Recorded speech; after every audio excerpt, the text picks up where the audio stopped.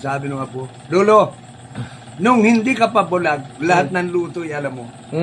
Ay ngayong bulag ka na, paano mo malman ang mga luto yan? Apo, kaya pa yan. Sa amoy lamang ay alam na yan.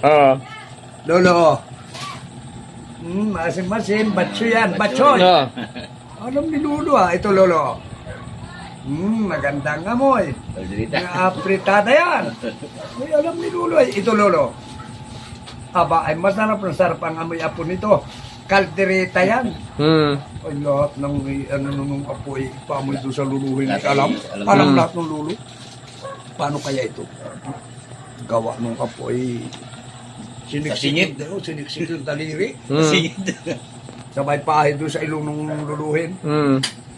Ay, puno dito ay. Yan lulo ang ulae. Sabi nung lulo, aba, ay, may hirap nga ni Erin luto nga eh. Pero apo, kaya pa rin na rin. Awan, Lolo. Mintis ka ngayon dyan. Apo, dinugan ito.